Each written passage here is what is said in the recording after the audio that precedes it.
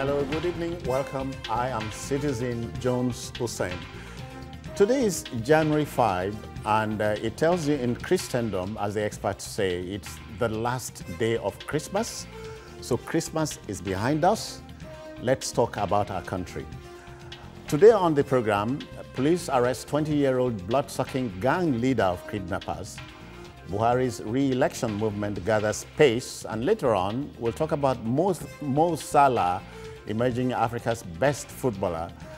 I'll be hanging out with Babajide Kolade Otitoju and Dare Odufookon for the moment. Please feel welcome. Let's hit the road. I hope you are ready.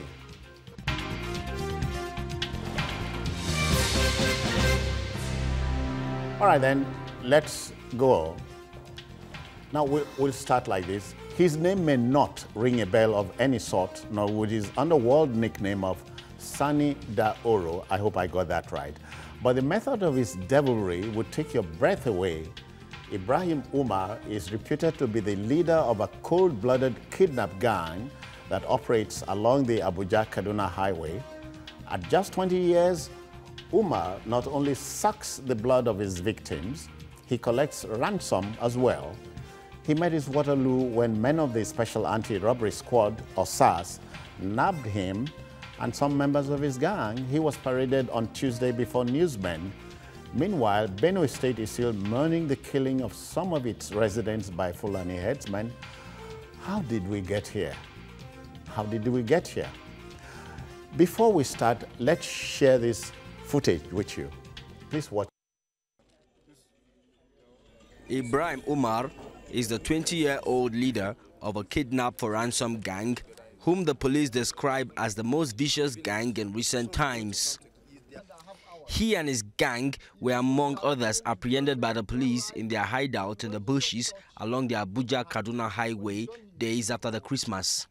Showcasing before you today some of the achievements recorded by the Nigerian police force in the area of fighting and prevention of violent crimes such as kidnapping, armed robbery, cattle rustling, and the like.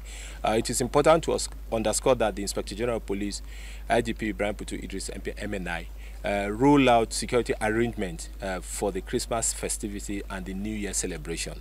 And this arrangement has been yielding positive results because across the country, Christmas and the New Year celebration was celebrated in peace.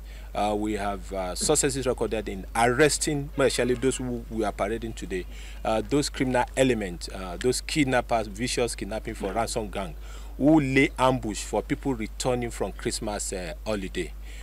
3 victims were rescued from them. Like the proverbial vampire, Umar, also known as Oro, confessed to sucking the blood of his victims after killing them, particularly when ransom is not paid. I have killed at least 10 persons. I don't spare my victims.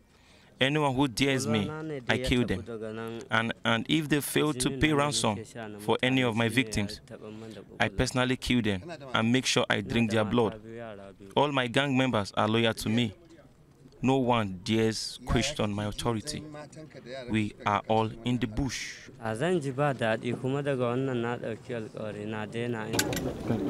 With glee, Umar and his lieutenant showcased their dexterity in stripping and assembling rifles.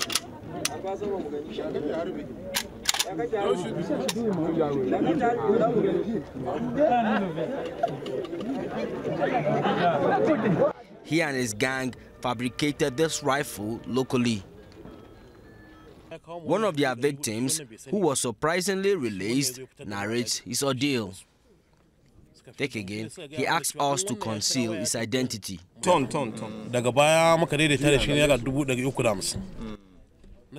They kidnapped my elder brother and demanded a ransom of 5 million naira.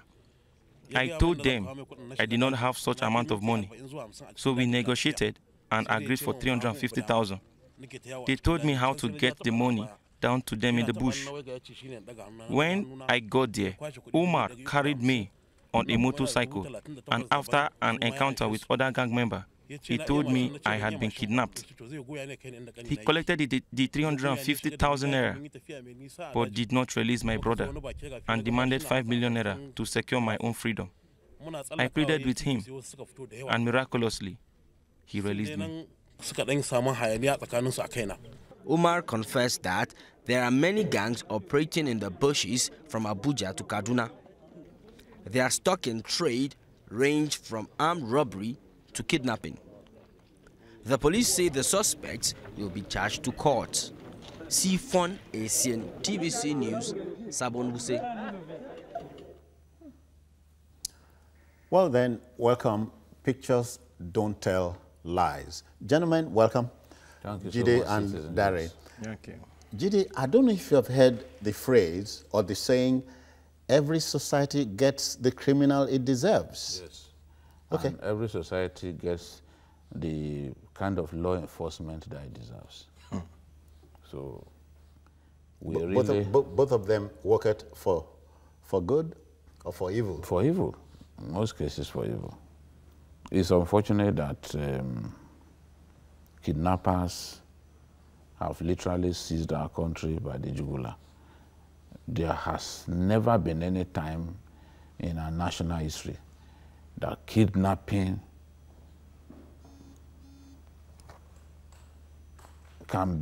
has become so problematic, so prevalent. No time.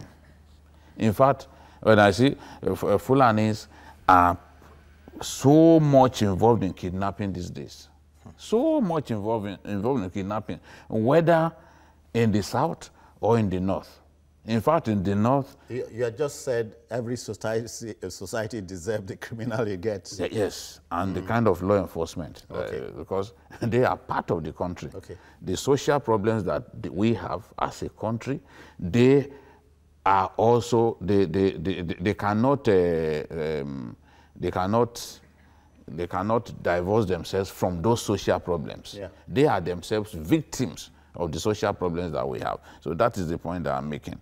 Along the Abuja-Kaduna highway, kidnapping is so rampant. This IG has tried his best. He's still working hard to ensure that that road is safe. There was a time that he put hundreds of policemen on that route, yet he didn't totally stop kidnapping on the highway. Once you are in an expensive automobile, maybe a 4x4, they will come for you. And in some cases, these guys, you can see that little criminal was wearing army uniform. When you get stopped, based on his age, when you get stopped, it's just metaphorically, it's a little boy. When you get stopped by a soldier, you want to, you think that, well, these people, they are protecting us, so you slow down. Before you know it, these guys will descend on you. And in some cases too, they have links with security operatives, our own security operatives, paid by Nigerian taxpayers. They spy for these boys because they are the ones on the road all the time. So they spy for them, they look into vehicles, they see the quality and the gravitas of the person in the vehicle, and then they alert them. Sometimes, Jide, I want to disbelieve whatever you say here. But if it is the truth, why must I stand in the way of the truth? Mine is simply... Do you know why the IG transferred, he calls it mass transfer of policemen on that road. Mass transfer on that road, because he got information that from villagers. Villagers who leak information to the police about these guys. And these guys will so many of them have been compromised. They will come after those who leaked information to them and waste them. Dare, Jide is saying, in other words, to confirm another saying, society prepares the crime, the criminal commits it. I mean, I'm going to take off from what you wanted or you were scared of disbelieving. The fact that many of our security agents actually, connive with it. He just said it the way it is. Not only in Abuja, not only in the north. In most parts of our country, where crime is now the order of the day, the aiding and abetting by policemen especially cannot be underestimated. And of course, soldiers. These guys are convenient wearing army uniform. They didn't just wake up one day and felt that we can do this. But the same police eventually track them. Yeah. You see, is the back days around them? Okay. Not all policemen are bad. Nobody has said so. No, not all of them. And the effort. One bad egg. Contaminate the entire crate. Pollute the whole crate. Yeah. So, and that's what we have seen. You see, watching, I earlier read of this guy's atrocities, but watching it just now again, I'm moved to fear. If a 20-year-old boy would openly say, when you don't pay me ransom, I kill them and suck their blood. And I read somewhere that he sucks the blood of his victim as a form of, arming himself against being caught or being killed by anybody. So the level of criminality in Nigeria today is attaining the height of, ritualism.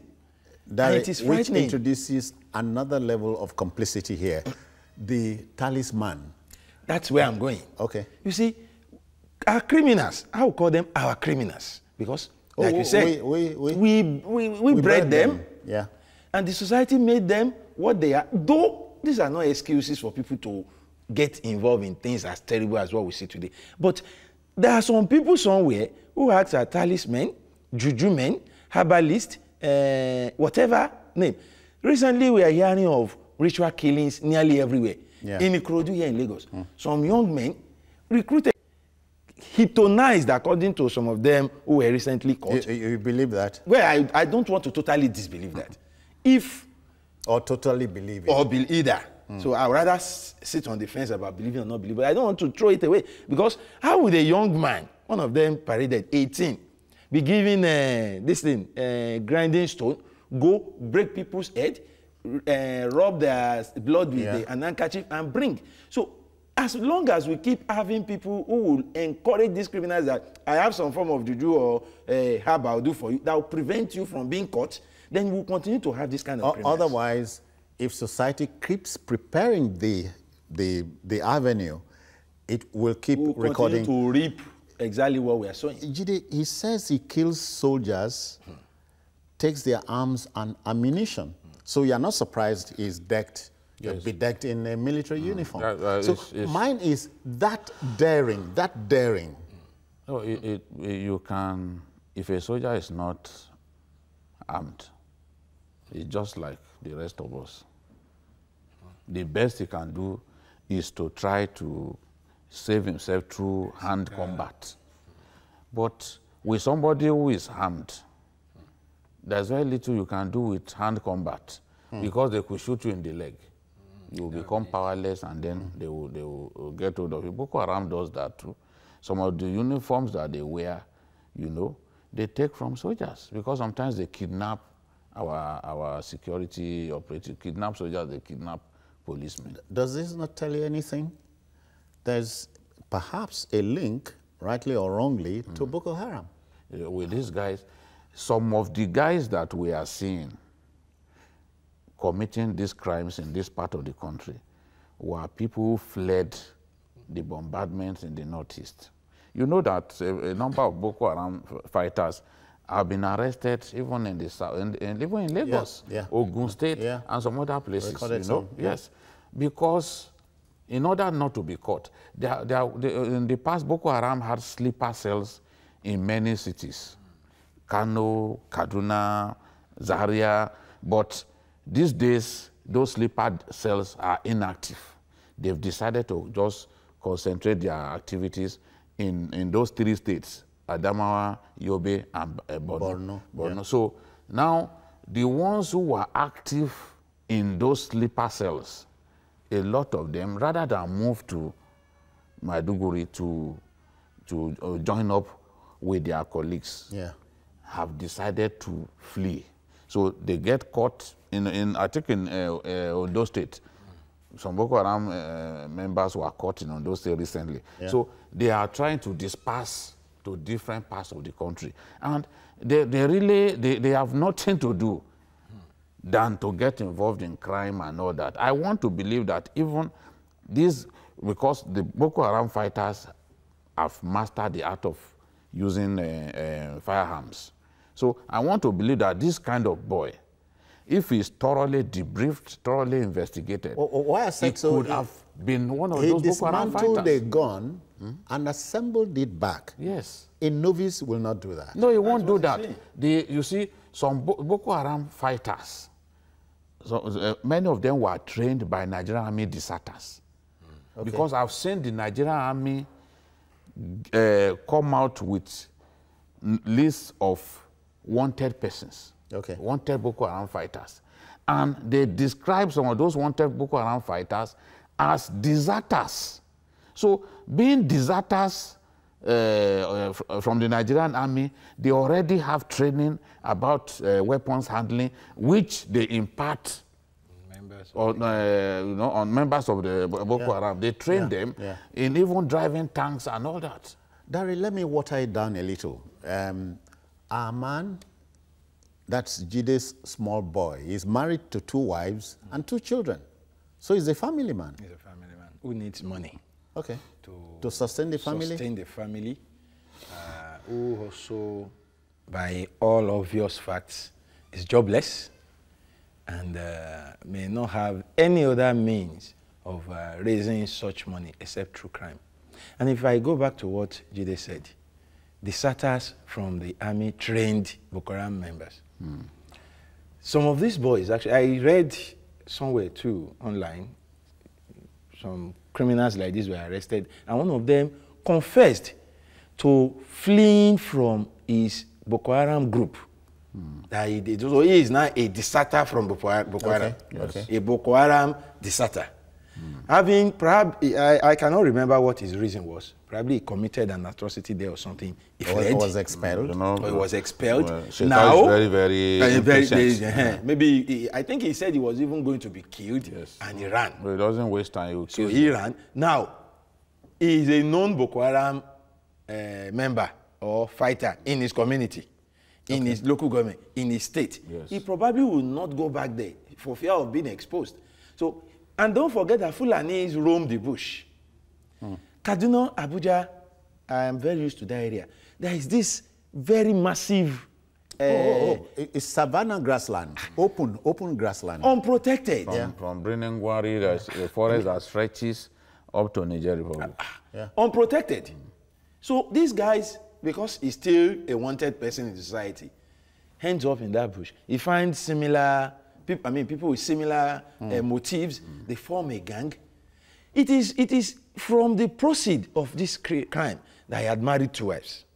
It is from the proceeds of this crime he intends, or intended now, to take care of his family. And why not? As the head of the family.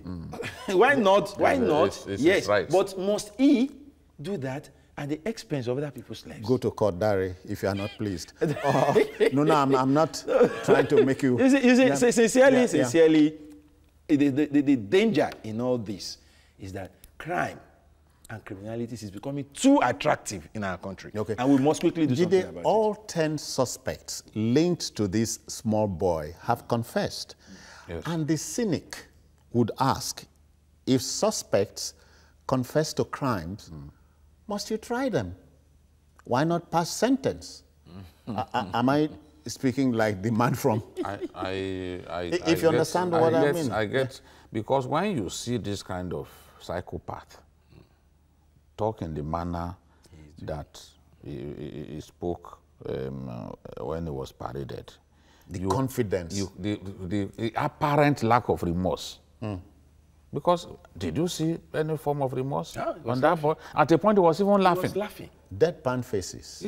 So when you see that, your blood begins to boil, and you ask yourself, why don't they just waste this boy? Doing this? How did we get here? But the thing is, the procedures have to be followed. Even if we take him before, we must take him before a court of law. But what I want to see is judgment delivered in record time. Once you have all the evidence, this is a prima facie case, citizen.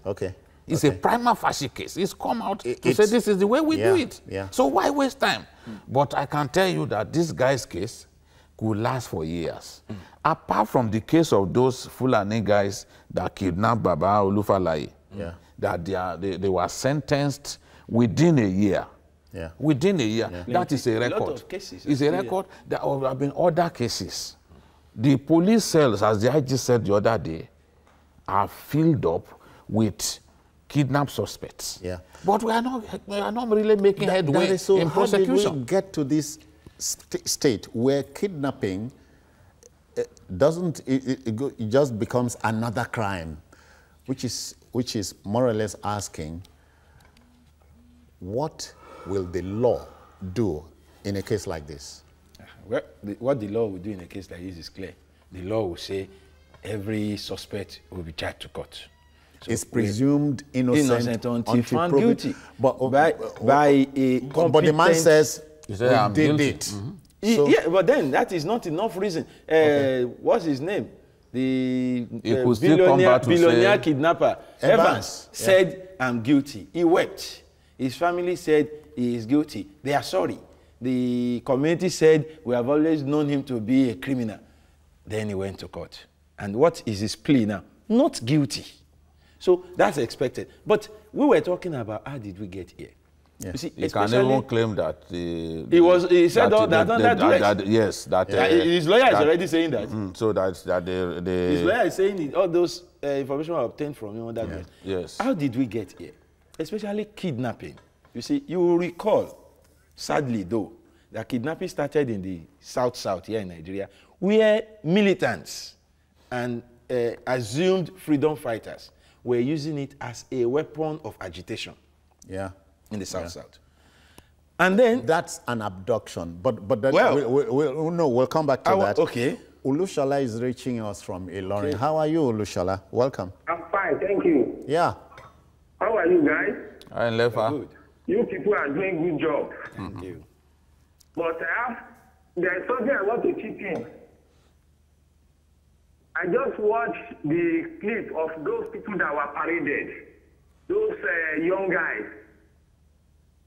And I want to know from you people, when somebody has confessed to a crime, do we still need to follow this procedure of arraigning him and all the rest? That's all the law. And we will still be feeding on the taxpayers' money? Shola, we got you right on there. Shola, it's a democracy. The rule of law will apply here. Oh, but again, I was trying to make a point. You see, you corrected me. Abduction, not kidnapping. A kidnap is business. Abduction is for agitation. Good, okay. That's it. Now, abduction, which metamorphosed into kidnapping today, started in the south by agitators. While we were negotiating an end to those agitations, we did not put in place our intentions on how to manage the tools of their trade. Before long, our brothers in the southeast got interested in abduction. And this time, it was not for agitation. It was for money. That was the birth of kidnapping. And while we were watching, moving all arsenals to the southeast, you knew the noise kidnapping in the southeast made. A lot of kingpins emerged. Some were killed. Some ran out of the country. We watched as our brothers from the north, Fulani herdsmen who roams the bushes, discovered that this could also be lucrative. Now, we are talking about kidnapping by people we cannot really pin down. They are always on the move, nomads. And that has turned kidnapping to what we hear about every day. Big time. We were not proactive. Yeah, we were not proactive. We saw it coming. We are paying for it. We did nothing. We saw it coming. We did nothing. Jide, let's go to Benue State now and talk about the wanton killings beyond mere rhetorics and so on. It's terrible, and I wonder how long it will take for us to end this madness. There can be no crime greater than taking the life of another person. There can be, even before God, there's no crime greater than that. And here are people who every night as early as 2 a.m., I mean, around 2 a.m., 3 a.m., they will go and storm communities when they know those people are powerless, and then they will go and be killing people. And instead of us to solve the problem, we are saying they are not terrorists. Just a minute, let me pause you. Olumide is here. He's reaching us from Oyo State. Olumide, welcome. Yeah, good evening, everyone. Like to share, man. Are we in business? I'm with you. Yeah, so let's go.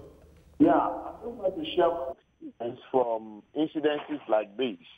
I had an experience with armed robbery for almost 3 years now. It will be 3 years next month. And I checked the court, has been in court for almost 3 years. And if not for the fact that we were interested in the case, I'm not sure the state government will have the tenacity to push it as far as we have come. Sorry, so, who are we? Who are we? My family, my family was raw. I was even smashed on the head. I can't hear you. No, I asked, when you said we, if not that we were interested in the case, who are these we? I think my family, if not my family, that was pursuing the case. All right. So where are we at concerning the case? Where are we now? The case is in court. We finished our own stand and the description of the next. Okay. Okay. All right. Thank you. Jide, again, the judiciary must help. I understand, I get bored when I hear that the criminal justice system in the country is warped. And so what are we doing? The thing is, in a 21st century world? I'm not even convinced that we've done enough, especially these herdsmen, taking people's lives as if life amounts to nothing. I've not even seen a very serious effort on the part of the security agencies to bring these guys to justice. Because nearly everywhere, all parts of Nigeria are unsafe from herdsmen. Whether it's in the south-south or southeast, southwest, in Okeogun, for example, in Sheyin, all those areas, the food basket of Oyo State, they are there, destroying people's farms. Now, I read a statement issued by a group called Gan Ala Fulani Development Association. Okay. And what they said was the enactment of a draconian, they were referring to the anti-grazing law. They described it as the enactment of a draconian, repressive, peace-breaching laws by the state government targeted at the means of livelihood of 18 Fulani herdsmen led to the killings that happened.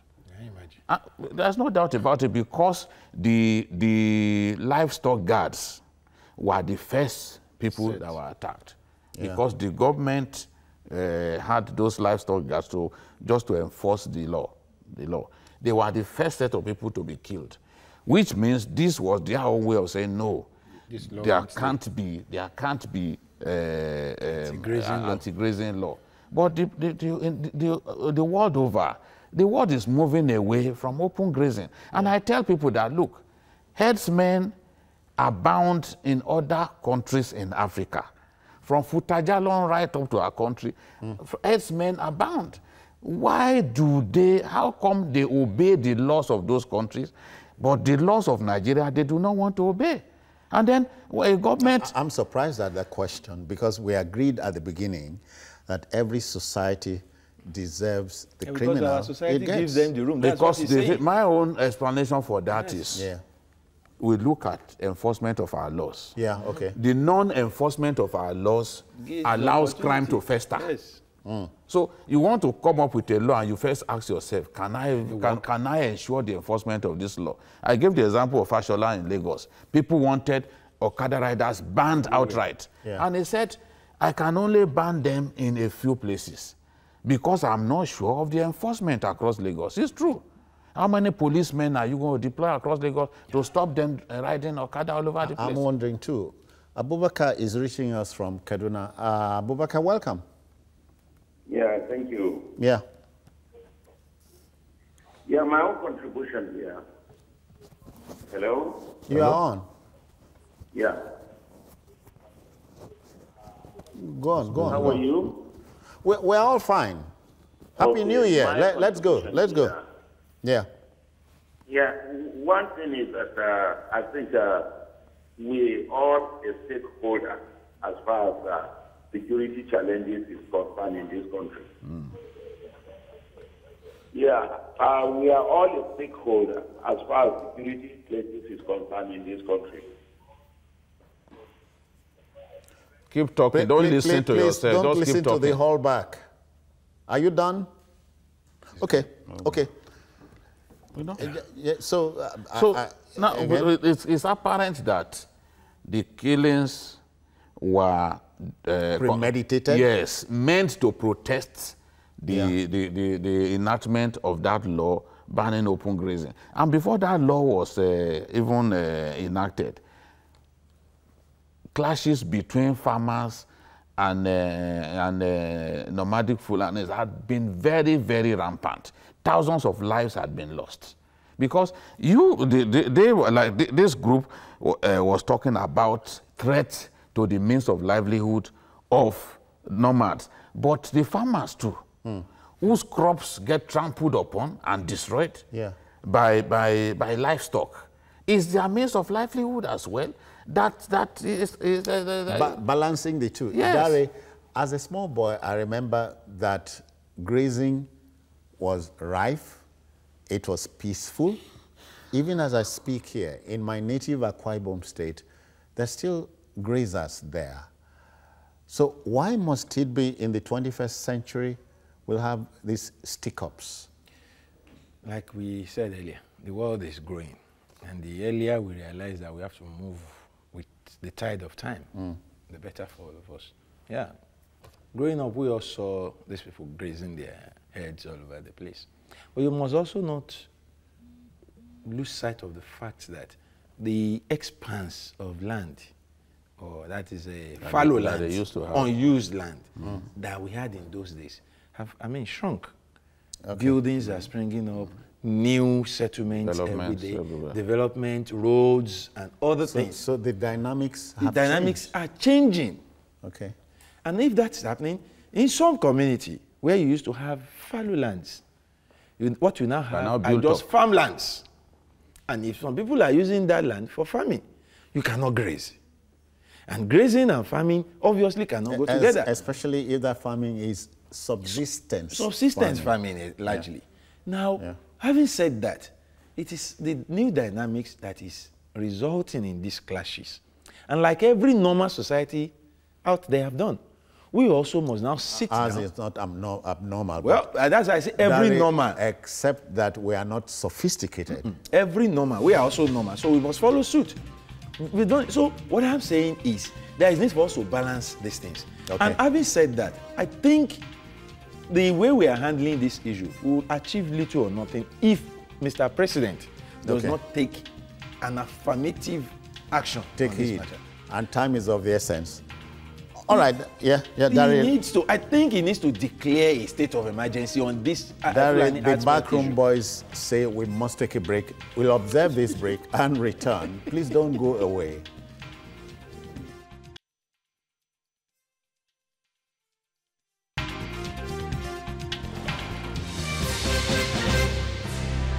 Okay then, welcome back. Glad to know you're still there at the television. Let's take this beat on the 20-year-old blood-sucking kidnap gang leader. Let's take it home.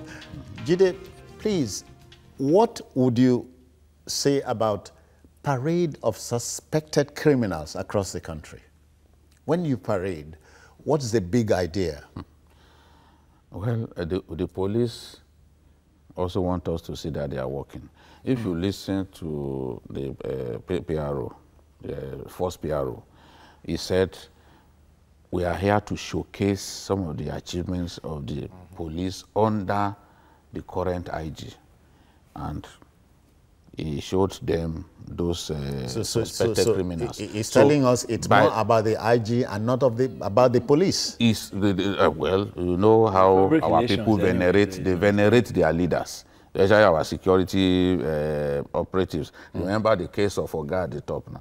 We venerate our leaders a lot. So we had to say, look, this people said we are not working. Yes. So we are working. It is when they parade those people, we see them and people say, oh, no, Abakari and his people, they are doing a fantastic job. You can imagine if they didn't parade, this guy was busy, who was fond of taking millions of dollars from his victims. Yeah, you know, that's Evans. Yeah. You know, we would not have known.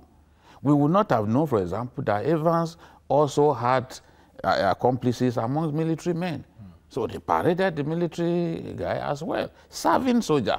So this is the thing. They want to show us that they are working, but lawyers are not comfortable with the idea of parading suspects because some of these suspects are known to have even won cases in court. You know, because you've not successfully prosecuted. Yes. Yeah, so what you are showing the world, you damage them irreparably when you show them to the world as criminals. So for and you, we've seen even people paraded who sued media houses. Yeah. After they were paraded, and they won such cases. So it's not something that I am comfortable about. But I will not tell the police not to parade criminals because sometimes these boys themselves, these criminals, their faces deserve to be shown to the world so that the world will know that they are criminals. And even abroad, so in America, sometimes before they are brought before trial judges, they show us the faces of criminals. So in this case, Evans had been paraded as a star kidnapper. And so you're waiting for the outcome of the Evans trial. Waiting for the we still are playing a waiting game. We are waiting for his own trial. We are waiting for many trials like that. We are hoping, while waiting, that our security agents will be diligent in prosecution and get good results. Talking about parading them, I would never oppose the parade of criminals. Perhaps it can serve as deterrents to others. And aside that, it will also help those of us who are yet to become victims to avoid such characters. Or if you like, because they talk about their tricks. Or if you like, yes, they talk about their tricks and we get to know them. Somebody has been paraded as the leader of the Bado, whatever, in a part of Lagos. And I tell you, there are people who sit with this man. I saw a tuber of yam with the man, and I'm wondering what the yam. That's grinding stone. Oh, it's a grinding stone. And that's the tool. Okay. That's the known tool of Bado. And I want to tell you that some people opened up to say, this man, we sit down together and talk every day. We drink together in some bars. They never knew who he was. Like He has not been convicted, but now they know how they can get careful. He's still a suspect. Yeah, but even so, he's telling you he can only, he won't like CP Edgar to face him, but he will give him. He will go to Abuja and submit himself. So he has a choice? Yeah. I want to be careful about that matter. Okay. Because the man who was killed, remember the man who was picked up some time ago? He threatened to sue media houses because you've not established a prima facie case against him. So the media has to be careful even in the way that the case gets reported. When the case gets to court, from court papers, from proceedings of the trial, you can piece one or two things together, do your story. But at the level, even the police have admitted that he's a suspect. So at this level now, if you call him a criminal, it's actionable. Nobody has. Nobody has. But then what we're saying is that it's reported in the media more like they are sure that he's going underground. He's not helping him. He should come out and clear his name. If he's more than ordinary suspect by running away. Take this home quickly. How do we take it home? He's at large. And talking about the blood-sucking criminals, I want the police to realize the fact that it is high time, not just the police, the presidency, all concerned authority, that we do something drastic about the Fulani herdsmen and other killers. What we saw in Benue is not something we should be proud of as Nigerians. It is a dent on our image. And I want to appeal to Mr. President again. He should come out boldly to condemn. If he takes him a world press conference, let him come out and condemn the activities. Mention the word Fulani herdsmen. Calling them any other name will not help this country. Fulani herdsmen. Look at this boy we're looking at in this footage just now. I don't need anybody to tell me his tribe. I don't need anybody. The facial marks. The facial marks are there. The hairstyle or what? I mean, for God's sake, the Mr. President should admit that some Fulani herdsmen have become criminals and they need to be caught. Some, you said. Yes. Judy, how do you take it? Yes, I want a very drastic action taken against the criminals amongst the nomads in our country. We are not doing enough as far as I'm concerned, and that appears to have made them even bolder. Yeah. To be taking on security operatives, to be killing people across the country. This has to stop. The responsibility of government is to protect life and property. Where a government is incapable of doing that, then in the minds of people, the government has failed. All right, and of course, we cannot overstress this matter. Let the debate continue, but let the rule of law apply all the same. We'll take this break and introduce our next subject matter. Please don't go.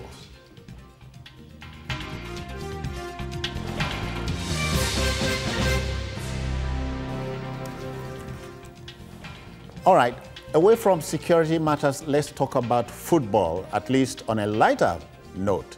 The odds appeared to be stacked in favor of enterprising 25-year-old Egyptian attacking midfielder Mohamed Salah, who plays for Liverpool FC of England.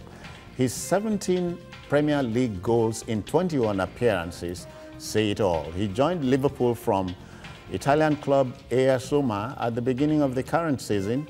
His brace against DR Congo ensured World Cup qualification for the Pharaohs for the first time since 1990.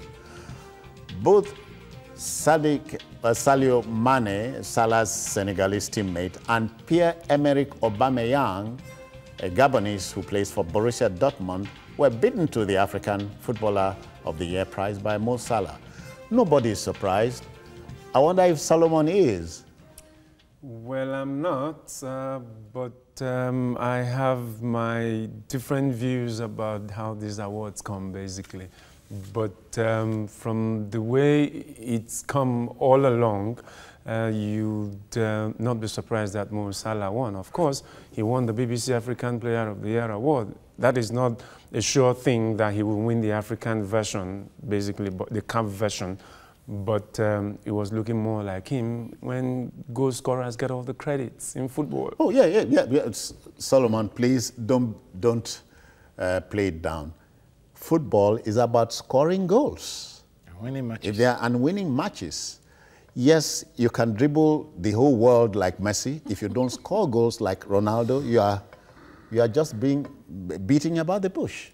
Well, I do agree, but you see, football is a team sport. There is a celebration of individual mastery, but within the context of collective achievement. So there are some inconsistencies in the CAF awards over the years. If you say it's an individual award, then we can always, in all these awards, discountenance collective achievement in football, okay. And let's just give the awards to the best player. We have had instances where people who didn't score a lot of goals have won these awards, although there are exceptions. Okay. Yeah. In the case of Mo Salah, I would have thought that if an award of this nature that has to come, the period in review is January to December. It's not August to December. It is not the previous season. But sometimes it seems that in the mind, the perception of those who make these votes, who make these choices, there is a build-up from the previous season to the new season, and all that. They add it all up together, and in their mind, this influences outcomes. I'm looking at the France Football Magazine award, started in 1992. No, 1970. 1973 or something. Yes, 73. When it was a wholly African footballers thing. You know, footballers from Africa won, but when the European Union when the Ballon d'Or came, they said, look, any African player playing in Europe can be named a Footballer of the Year. Let me bring it home. The last Nigerian player to bag the award was Nwankwo Kanu in 1999, over 17 years. What does it say about Nigerian football? I think there are fundamental problems within the way we administer football here. And over the time, we are beginning to see the effects.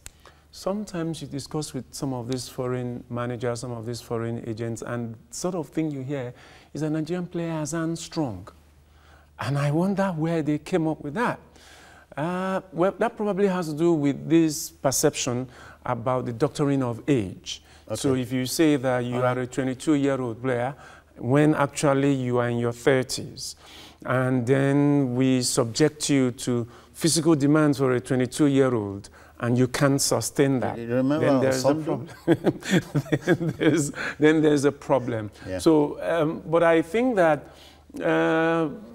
well, at the moment, Nigerian players are not getting the right deals, and they are not playing in some of the top clubs. Some of the ones we think are very good are not cutting it there. I mean, Iheanacho came with a lot of promise. Oh, yeah. Then he went to Manchester City. Oh, what a great move. Manchester City is a big club. Then he couldn't cut it there.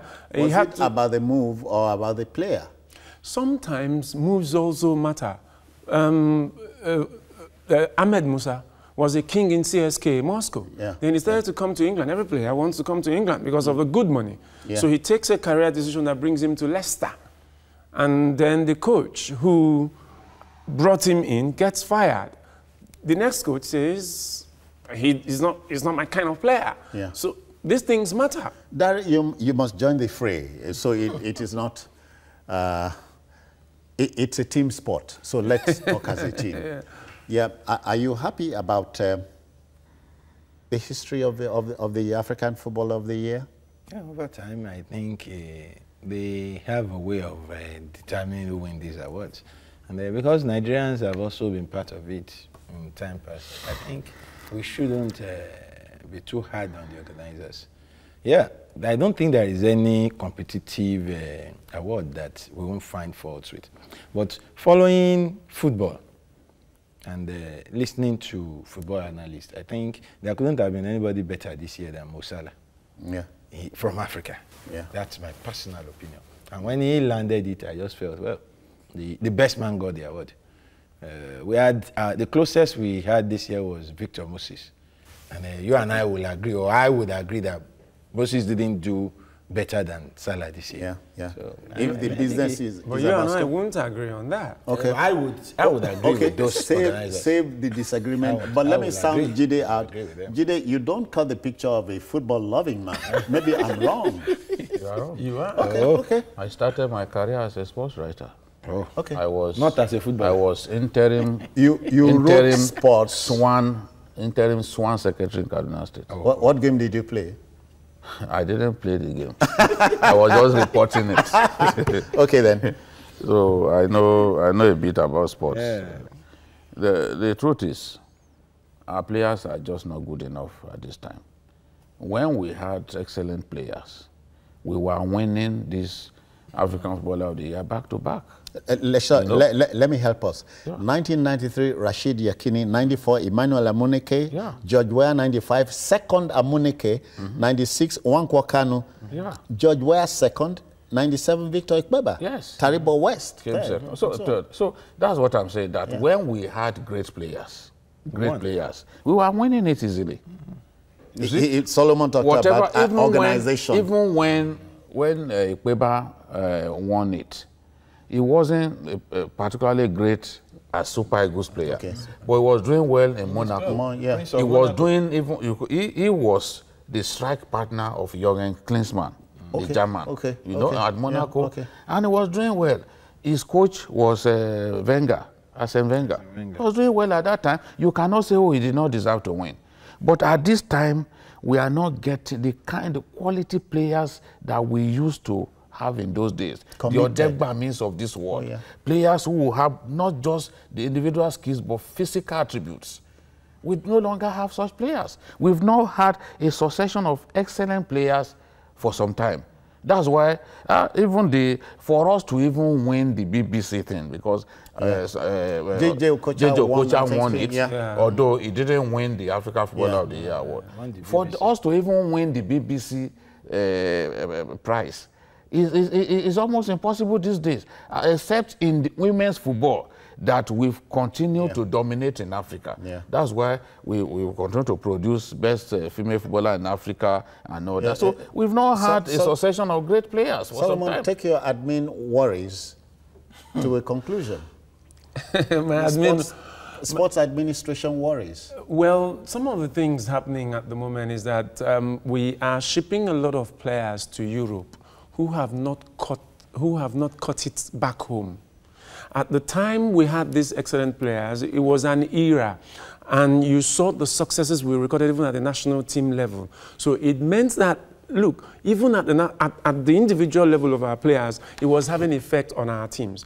But then you look at the issue of the JJ thing, winning the BBC African Player of the Year award, and then not winning the African award. And then when he was supposed to have won it in 1998, being the most expensive African player because of his talent, it was given to Mustafa Hadji.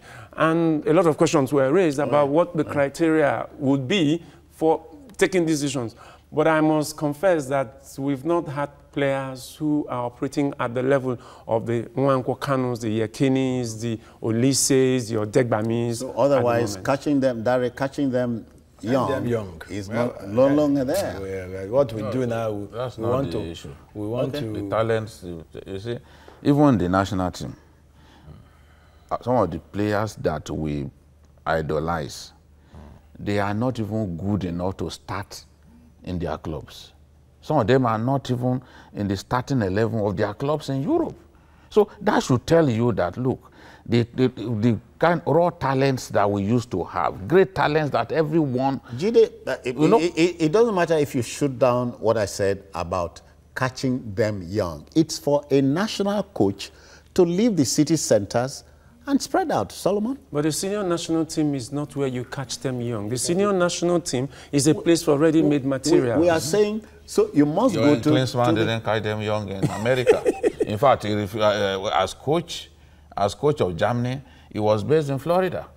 So it's after only a few days to matches that he will go to Germany. And he was coach of the national team. Did he change anything? Because at that level, you don't need up-and-coming players. You need ready-made players, players whom you don't have to teach them how to trap a ball control and all that. They already have it. You are closing?